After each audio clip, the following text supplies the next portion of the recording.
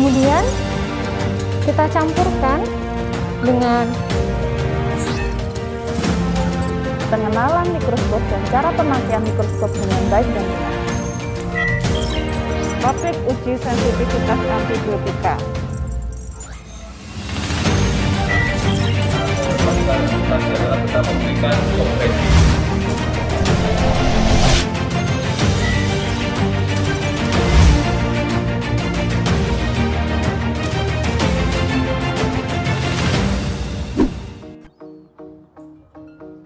Assalamualaikum warahmatullahi wabarakatuh. Selamat pagi, salam agromedis. Saya Dr. Dina Helianti dari Fakultas Kedokteran Universitas Jember. Hari ini kita akan belajar mengenai pemasangan infus intravena khususnya pada vena perifer. Tujuan pembelajaran hari ini, pada akhir sesi, mahasiswa diharapkan mampu mengetahui indikasi dari pemasangan infus intravena. Selain itu, diharapkan mahasiswa mampu melakukan prosedur pemasangan infus intravena dengan baik dan benar. Infus cairan intravena adalah memasukkan cairan atau obat ke dalam pembuluh darah dengan jumlah dan waktu tertentu menggunakan infusion set dengan tujuan untuk pengobatan atau pemberian nutrisi. Sebelum kita melakukan pemasangan infus intravena, kita harus melakukan informed consent kepada pasien. Kemudian kita juga harus mempersiapkan alat-alat yang dibutuhkan. Baik, untuk selanjutnya kita akan lakukan informed consent kepada pasien. Selamat siang Bapak. Bagaimana kondisinya Bapak? Dokter, lemes dokter. Iya, lemes ya Pak ya. Iya, dari hasil pemeriksaan kemarin, baik itu pemeriksaan fisik maupun pemeriksaan laboratorium, ini Bapak harus dipasang infus Bapak pada tangan Bapak. Tujuannya adalah untuk memasukkan cairan atau obat ke dalam tubuh Bapak. Nah, pada saat pemasangan mungkin nanti terasa tidak nyaman Bapak. Ya, oleh karena itu kami minta kesediaan Bapak untuk bersedia dipasang alat infusnya. Bagaimana Bapak? Bersedia Pak? Oke, baik. Untuk selanjutnya mohon Bapak mengisi form kesediaan dulu ya Pak. Oke, terima kasih Bapak. Untuk selanjutnya kita harus mengetahui lokasi-lokasi pemasangan infus intravena. Ada dua, yaitu vena perifer dan vena centralis. Untuk vena perifer pada umumnya dilakukan pada vena metakarpal dorsal. Di sini, kemudian bisa juga pada vena basilaris, kemudian vena cephalica, kemudian vena mediana cubiti yang ada pada fossa cubiti. Kemudian selain itu juga bisa dilakukan pada vena dorsalis pedis, vena savena magna. Kemudian pada bayi biasanya dilakukan pada vena temporalis frontalis. Ya, kemudian untuk vena sentral bisa kita lakukan pemasangan infus pada vena subclavia, vena jugularis interna dan vena jugularis externa, atau bisa juga dilakukan pada vena femoralis. Baik, untuk selanjutnya kita harus mempersiapkan alat-alat yang dibutuhkan untuk pemasangan infus intravena. Kita mulai dari infusion set, kemudian cairan infus, kemudian di sini ada jarum atau kateter intravena dengan berbagai ukuran, kemudian ada sarung tangan atau handscoon steril. Di sini kita menggunakan handscoon steril, kemudian ada plester, ada atau kita bisa menggunakan hipavik, gunting, kemudian kita harus menyiapkan perlak ya, tourniquet untuk pembendungan vena, rasa steril untuk menutup tempat insersi pada vena, kemudian juga kita perlu menyiapkan kapas alkohol atau bisa diganti dengan betadine. Kita juga harus mempersiapkan bengkok untuk membuang limbah medis yang nanti akan kita gunakan. Baik. Langkah pertama yang harus kita lakukan adalah kita menyiapkan infusion set terlebih dahulu.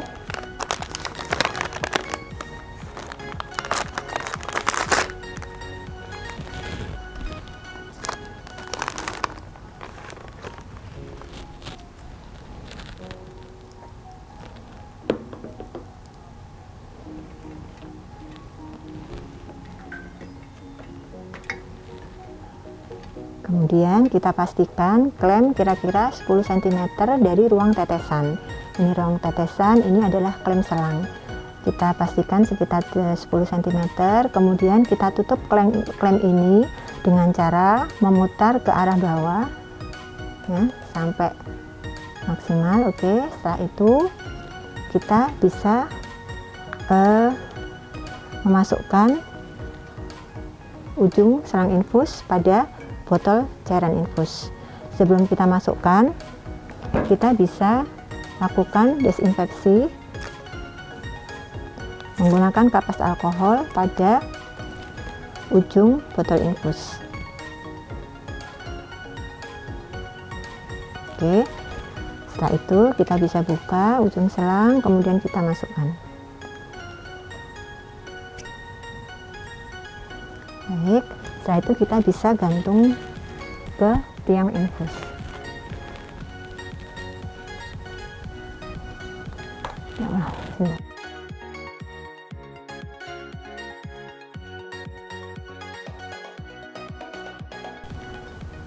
Selanjutnya kita bisa pegang ujung selang infus, kemudian kita tekan ruang tetesan dengan tujuan untuk mengisi ruang tetesan dengan cairan infus ya.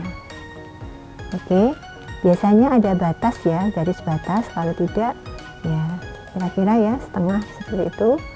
Nah, setelah selesai kita buka klem pelan-pelan dengan cara memutar ke atas pelan-pelan sampai terjadi aliran infus ya. Maka cairan infus akan memenuhi sepanjang selang infus ya, kita lihat.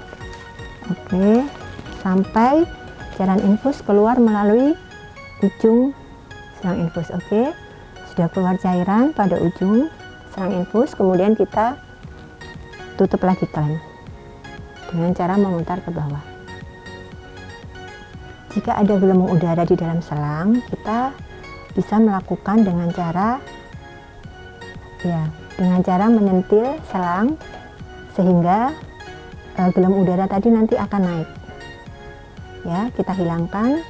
Nah, setelah hilang keluar, baru kita bisa memasang selang infus ini atau menyambungkan selang infus ini pada kateter atau jarum intravena. Sini, kemudian kita melakukan prosedur untuk mempersiapkan lokasi pemasangan infus intravena. Oke, untuk selanjutnya kita akan memasang perlak pada bagian bawah dari vena yang akan dilakukan pemasangan infus. Tujuannya adalah untuk mencegah cairan atau darah yang keluar selama pemasangan infus mengotori bed pasien. Untuk selanjutnya kita melakukan pembendungan vena dengan memasang tourniquet kira-kira 10 cm ya pada regio brachialis.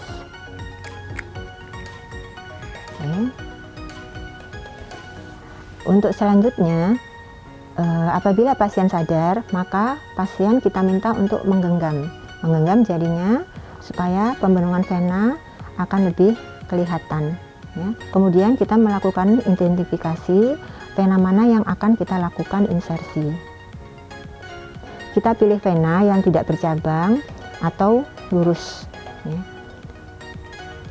Selanjutnya kita lakukan desinfeksi pada daerah vena yang akan dilakukan insersi jarum atau kateter infus dari arah dalam ke arah luar.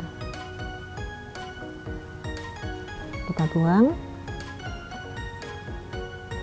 Baik, untuk selanjutnya kita akan melakukan pemasangan infus intravena pada manekin. Baik, untuk selanjutnya kita lakukan cuci tangan terlebih dahulu 6 langkah ya. Setelah itu kita lakukan pemasangan handscoon. Di sini kita menggunakan handscoon steril untuk mengurangi resiko infeksi.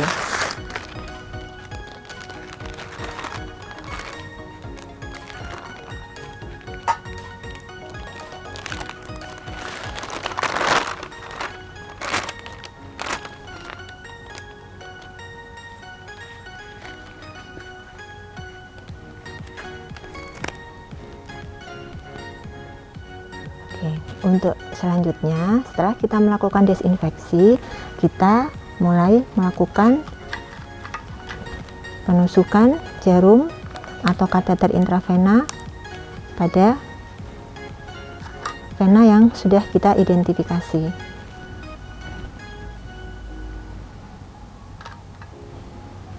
Cara penusukannya adalah dengan posisi 10 derajat, kemudian lubang jarum menghadap ke atas. Kemudian kita pegang lengan pasien, kemudian kita lakukan sedikit penarikan supaya vena akan tampak kelihatan. Kemudian kita masukkan jarum ke 10 derajat secara perlahan.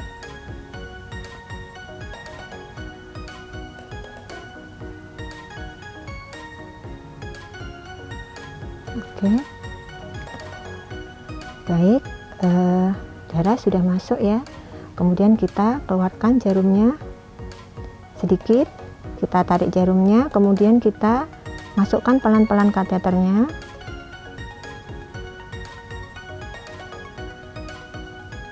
Oke, kemudian kita tekan venanya supaya darah tidak keluar. Oke, kemudian kita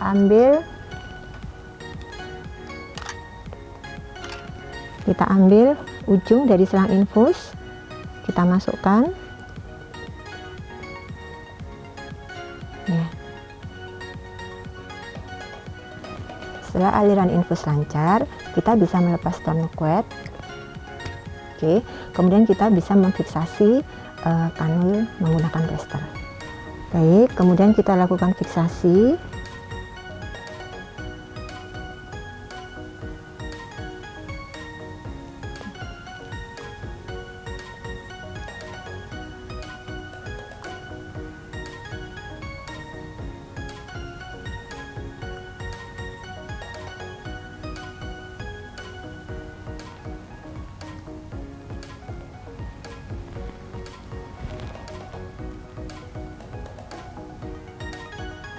Kemudian selang juga kita lakukan fiksasi agar pada saat selang infus tertarik itu akan ditahan oleh plester yang ini ya, tidak langsung ke sini, karena kalau tidak kita fiksasi selangnya nanti takutnya jarum akan tertarik keluar. Oke, selesai kita fiksasi, kita bisa menutup tempat insersinya tadi dengan pasta steril.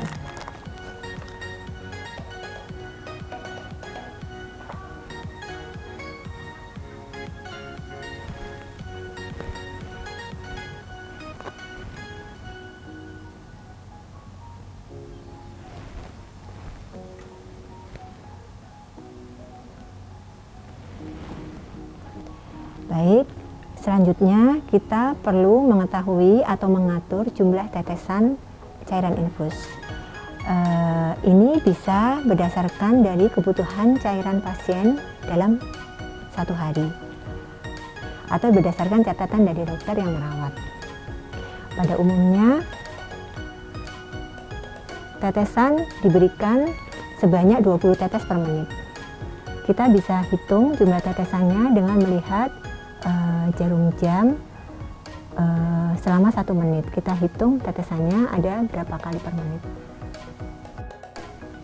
Baik, setelah semuanya sudah terfiksasi, kita bisa menuliskan tanggal dan waktu pemasangan beserta dengan nama kita pada plester ini misalnya ya. Di sini pada tanggal 21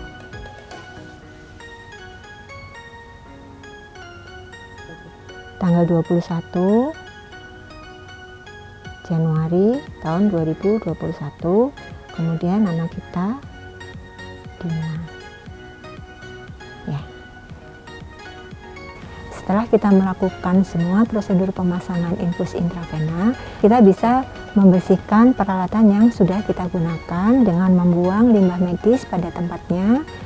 Kemudian setelah itu kita bisa mengucapkan terima kasih kepada pasien atas kerjasamanya selama pemasangan infus cairan intravena. Demikian video pembelajaran mengenai pemasangan infus intravena. Semoga bermanfaat. Terima kasih. Wassalamualaikum warahmatullahi wabarakatuh. Salam agromedis.